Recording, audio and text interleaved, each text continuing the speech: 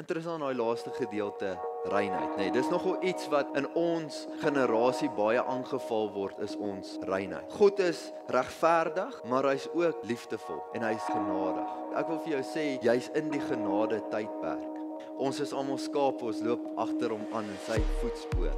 Gemeente, elkeen van julle is leiers. Hoe gaan jy lei in 2026?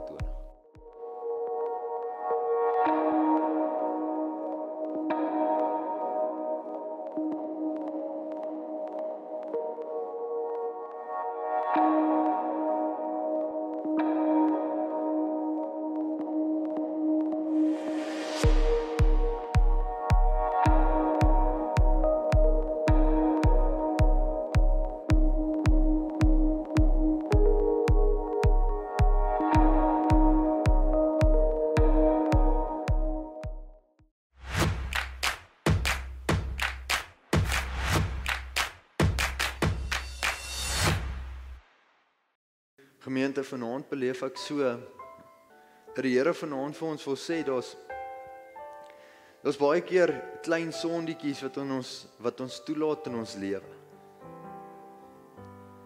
Daar's klein goedjies wat ons toelaat in ons lewe. En die duiwel gee hierdie klein goedjies om jou in versoeking te stel. Om op die ouend van die dag jou lewe te vernietig. En ek ervaar so hoe die Here vanaand vir jou wil sê, maak klaar met daai klein dingetjies in jou lewe. Maak klaar met daai klein sondes in jou lewe. Want ek wil jou vat in 'n nuwe seisoen. Ek wil iets nuuts in jou lewe doen, maar ek kan dit nie doen totdat jy nie klaar maak met daai klein dingetjies. En dan ervaar ek vanaand dat die mense in hierdie plek is wat voel hulle is nie waardig om vergewe te word. Vanaand sê jy dalk, Franco, maar jy het geen idee wat ek al gedoen het in my lewe nie, jy weet nie waar ek vandaan kom nie. Die Here wil vanaand vir jou sê, my genade is vir jou genoeg. Ek het vir jou gesterf van die kruis. My bloed het jou kom skoon was, jy is 'n nuwe mens. Die Here wil vanaand vir jou sê, maak nie saak wat jy gedoen het nie, hy wil jou kom skoon was. En sy genade is vir jou genoeg.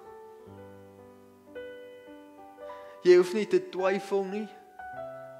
Jy hoef nie te wonder as jy te ver weg nie. Die Here wil vanaand vir jou sê, ek sal die 99 agterlaat en jou kom haal. Here, dankie vir u woord, Here. Here, dankie dat ons kan weet, u is besig om by mense vanaand stil te staan, Here. U is vanaand besig om omstandighede te verander, Here, mense se harte te draai. En Here, vanaand bid ek dat u ons sal kom vul met die Heilige Gees. Here, laat ons kragtig sal opstaan as kinders van God.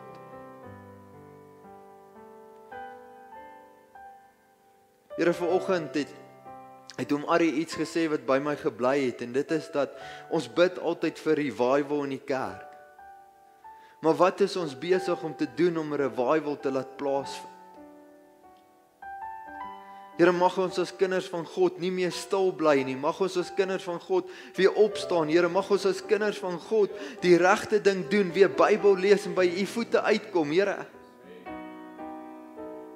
Here, mag revival weer in die kerk plaasvind.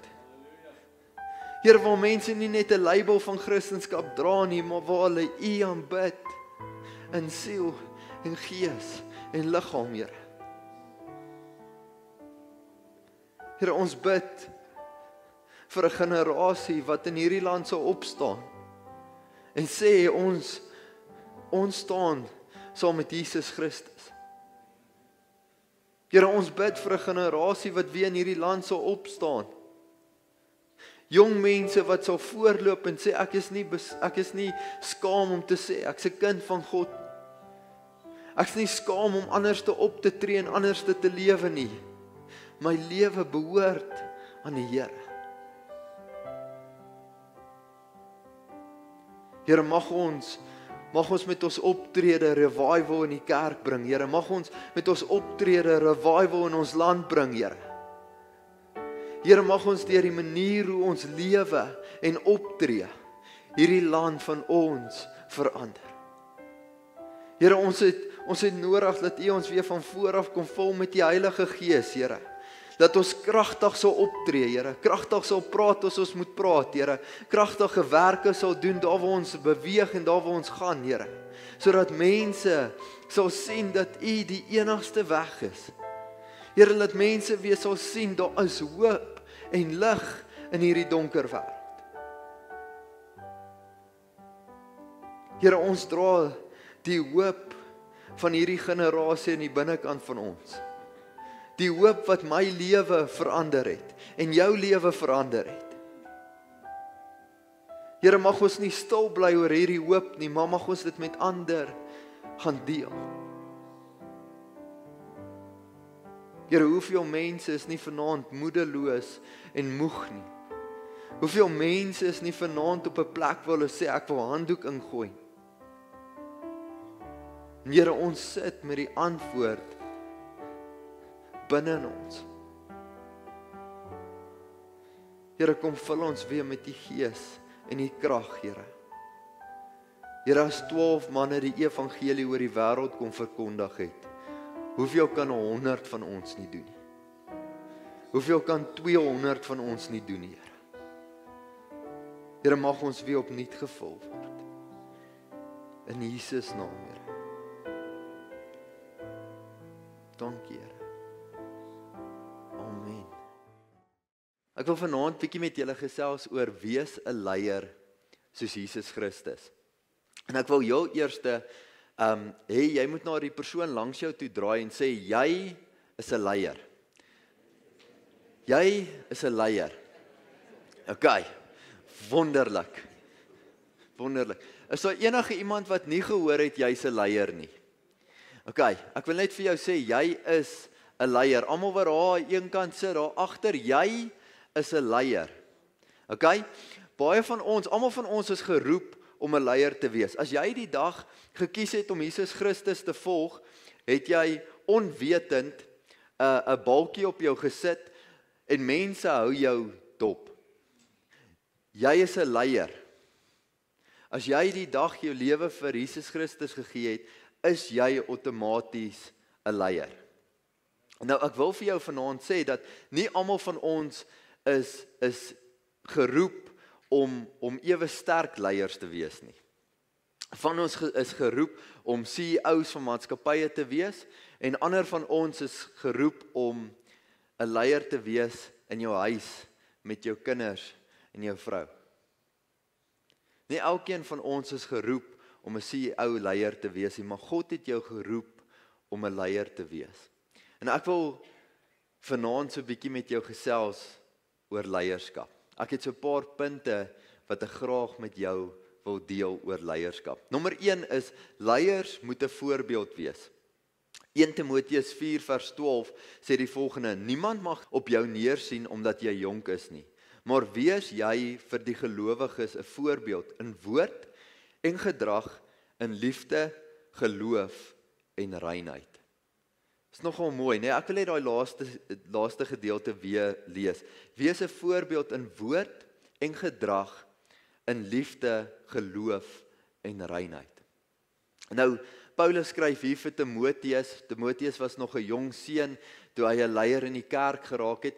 Soos wat baie van ons jong leiers in die kerk is. Ons het vanaand gesien, hier staan 'n klomp skoolleiers, maar net so het ons 'n klomp leiers hier in die gemeente, 'n klomp jong leiers wat lei. Nou, hierdie gedeelte is vir my so mooi, want dit praat oor, ons moet leiers wees wat as voorbeeld moet voorloop. Ons moet lei deur dit wat ons sê, ons optrede, hoe ons mekaar liefhet, hoe ons geloof beoefen en in reinheid.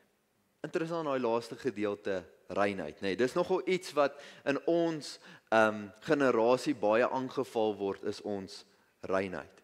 Het jy geweet, God het ons opgeroep om rein en heilige lewens te leef? Nee? God het ons opgeroep om rein en heilige lewens te leef. As jy 'n leier in die koninkryk van God is, moet jy 'n rein en heilige lewe leef. Jy moet 'n voorbeeld wees. My tweede punt is, leiers moet regverdig en genadig wees. Nou hierdie is 'n groot ding. Micha 6 vers 8 sê, nee, hy het reeds gesê wat reg is. Die Here verwag van julle om reg te laat geskied, om lief en trou te bewys en om nederig voor God te lewe. Nou, ek weet nie van julle nie, maar hierdie is vir my altyd 'n moeilike konsep om te verstaan, nê? God is 'n regverdige God, maar hy is ook 'n liefdevolle en 'n genadige God. En jy kan nie hierdie twee goed van hom skei nie. Dis soos 'n muntstuk met twee kante, nê? God is regverdig, maar hy's ook liefdevol. En hy's genadig. Nou interessant, so 'n paar weke terug sit ons so 'n bietjie met die tieners, en een van die tieners bring 'n baie moeilike vraag na vore. Soos wat tieners doen. Die van julle wat tieners in die huis het, sal weet, partykeer vra hulle onmoontlike vrae wat 'n ou nie altyd weet hoe om te antwoord nie. En ek so bly Theodor bedien die oggend woord, so ek kon bietjie terugsit en net kyk en so bietjie hierdie antwoord bedink. En hierdie tiener vra, gaan daar nie nog 'n geleentheid wees om jou hart vir die Here te gee nadat ons dood is nie?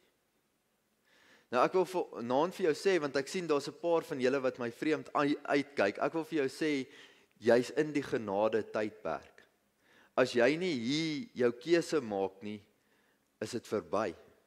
God is genadig en hy gee vir ons die geleentheid om hom te kies, maar hy is ook regverdig. Die dag as jy jou laaste asem uitblaas, is daar ongelukkige keuse wat jy moes gemaak het voor daai tyd. Daar gaan nie weer 'n geleentheid wees nie. Dis 'n moeilike vraag, nê? 'n moeilike vraag om te moet hanteer. God is genadig, maar hy's ook regverdig. Hierdie muntstuk met twee kante. Nou ek wil vir julle weer 'n storie vertel, want ek dink dis die beste storie om hierdie ding te verduidelik. Nou as jy so 'n paar weke terug in die kerk was, wat ek hoop, sal jy hierdie storie ken. Maar dit is so 'n goeie storie dat ek dit graag weer wil vertel. Pastoor George sê altyd, as jy nie 'n preek 2 keer kan preek nie, moes jy hom nie 1 keer gepreek het nie, nê. So wonderlik, dis pastoor George se skuld. Ek gooi hom 'n bietjie onder die bus vanaand. Nou die storie gaan as volg. Daar was 'n baie regverdige en liefdevolle koning. Hy was geliefd deur die hele land omrede hy liefdevol en regverdig was. En dan op 'n dag kom hy agter, maar uit hulle skatkis uit raak daar geld weg.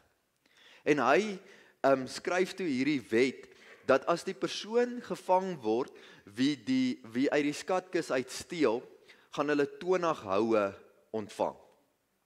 En 'n paar maande gaan verby, maar die steelery hou nie op nie, en hulle vang ook nie hierdie persoon wat gesteel het nie.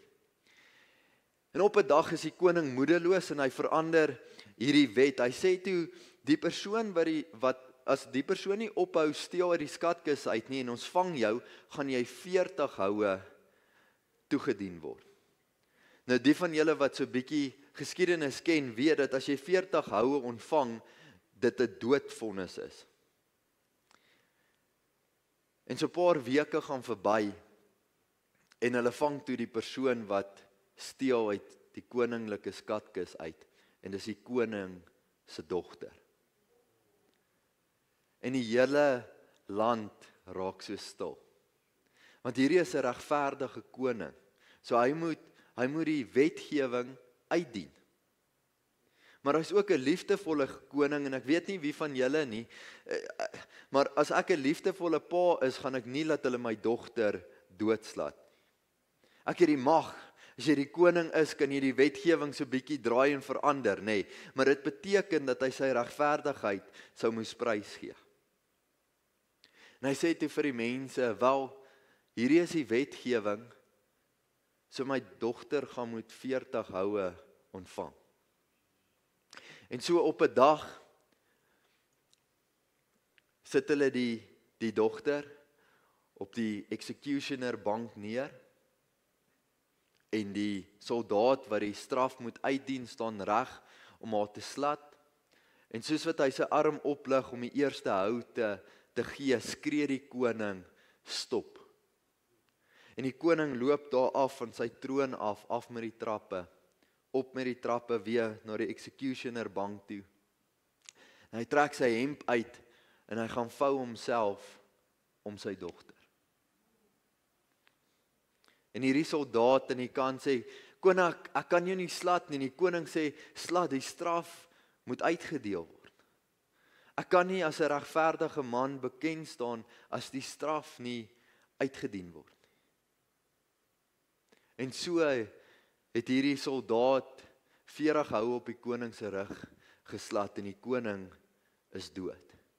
Maar sy dogter kon vrygaan. Hierdie storie is presies die storie wat Jesus Christus aan die kruis vir ons gedoen het. Hy het die straf van sonde gevat, sodat ek en jy kan lewe. 'n Regverdige koning, want daar was 'n straf vir die sonde, maar ook 'n liefdevolle koning, wat vir ons so lief was, dat hy nie eers sy enigste seun gespaar het vir ons nie. Ongelooflike storie. Volgende punt wat ek graag met jou wil deel vanaand, is 'n leier gee kultuur oor. Deuteronomium 6 vers 6 tot 8 sê die volgende: hierdie gebooie wat ek jou vandag gegee het, moet in jou gedagtes bly. Jy moet dit inskerp by jou kinders en met hulle daaroor praat as jy in jou huis is en as jy op pad is, as jy gaan slaap en as jy opstaan. Jy moet dit as herinneringsteken vasbind aan jou hand, en dit moet 'n merk op jou voorkop wees. Ek het bietjie gaan oplees oor hoe bepaal 'n mens kultuur in 'n plek. Want kultuur speel 'n groot rol, né? Is dit nie so nie? Die manier hoe ons optree in 'n plek is kultuur. Die rede hoekom ons almal vanaand hier mooi ordelik ingesit het, sag gepraat het voor die tyd, mooi netjies stil sit en na my luister, is kultuur wat ons geskep het, of wat die pastore voor my geskep het vir jare lank, né? Is kultuur. Nou kultuur word op 2 maniere geskep. Die eerste een is deur 'n voorbeeld te wees. As jy wil hê mense moet hulle hande in die kerk opsteek en hande klap en saam dans met die musiek, dan moet jy as voorbeeld dit demonstreer. As jy wil hê ons moet in die woord indelf en ons gemeente moet die woord goed ken, dan moet ons Bybelplanne voorberei en ons moet self die woord goed ken, né? Ons moet as voorbeeld lewe. Die tweede manier om kultuur te skep in 'n plek is om goed toe te laat. Goed of sleg. As ons toelaat dat mense op die kerkterrein rook, gaan dit die kultuur raak van die kerk. As ons toelaat dat ons kinders nie op Sondag kerk toe gaan nie, gaan dit die kultuur raak van ons gemeente. Dit wat ons toelaat, raak kultuur. En dit sit ons as leiers in 'n baie moeilike posisie, nê? Want dit beteken ons moet goeie voorbeelde wees, maar dit beteken ook ons kan nie die sleg toelaat nie. Ons moet opstaan vir dit wat reg is en ons moet sê, "Hey, waar's jou kinders? Hoekom is hulle nie saam met jou in die kerk nie?" Dis hoe ons kultuur skep. As ons goeie leiers wil wees, moet ons kultuur skep. Ons moet die slegte nie toelaat nie en ons moet 'n goeie voorbeeld wees. My laaste punt is 'n leier moet voorloop. Johannes 10 vers 4 sê, wanneer hy al sy skape uitgebring het, loop hy voor hulle uit en die skape volg hom omdat hulle sy stem ken. Een van die beste skaapwagters wat ons ken, se naam is Jesus Christus, nê. Ons is almal skape, ons loop agter hom aan in sy voetspore. As leiers, ek weet, julle het al baie dit gehoor, die hoogste bome vang die meeste wind, nê? As leiers is ons op 'n plek waar ons moet voorloop, waar ons mense moet vat na hoër hoogtes toe. Maar ek wil vanaand vir jou as leier iets sê. Jy kan nie iemand vat waar jy nie self was nie. As leiers moet ons die onbekende gaan explore. Ons moet meer tyd in die woord spandeer. Ons moet meer tyd by Jesus se voete gaan spandeer, sodat ons mense kan vat na waar ons al reeds was. As leiers word ons geroep om voor te loop. Dit beteken, ons kan nie verskonings hê as ons onsself swak gedra nie. Ons kan nie verskonings hê as ons mense wil lei, maar nog nie op 'n plek was nie. Ons is veronderstel om voor te loop, vooruit te gaan en mense saam met ons daarheen te vat. Gemeente, elkeen van julle is leiers. En ek wonder as ek jou vanaand moet vra, hoe lei jy? Kan mense sien deur die manier hoe jy praat en optree, dat jy 'n kind van God is? Kan mense sien die manier hoe jy ander hanteer, hoe jy hulle optrek, hoe jy hulle lewe net beter maak, dat jy 'n kind van God is? En dan, die belangrikste vraag is, daar lê 'n hele jaar voor ons, 2026. Hoe gaan jy lei in 2026? Ons kan nie dieselfde lei as wat ons hierdie jaar gelei het nie. God wil ons vat van krag tot krag, gemeente. En dit gaan beteken, jy gaan moet voorloop. Jy gaan moet vooruitgaan. Jou verhouding met God gaan moet verdiep, sodat ons ander kan saamvat. Kom ons sit so, kom ons sluit net ons oë. Here Jesus, wat 'n kosbare woord vanaand, Here, om te weet, elkeen van ons is geroep om leiers te wees. Here, ons is geroep om vooruit te gaan. Ons is geroep om voorbeelde te wees, Here. Ons is geroep om kultuur te skep, Here. Ons is geroep om nie die slegte toe te laat nie, Here, maar om die goeie na te streef. Here, vanaand wil ek bid vir ons leiers van 2026. Here, mag hulle leiers wees wat deur U gelei word, Here. Here, mag hulle leiers wees wat voorloop, wat mense saam met hulle vat na hoër hoogtes toe, sodat ons kan gaan van krag tot krag. Here, U is ons God en ons koning en ons is ongelooflik lief vir U. Here, mag ons vanaand ons harte net opnuut weer voor U oopmaak. Heilige Gees, kom vul ons, sodat ons goeie leiers kan wees. Mag 2026 'n ongelooflike jaar vir ons wees, Here. Mag dit 'n jaar wees wat U ons ontwikkel en ons laat groei, maar dat ons ook anders sal saam met ons vat na die hoë hoogtes toe, wat U ons heen wil lei. In Jesus naam bid ons dit. Dis almal sê, amen. Amen.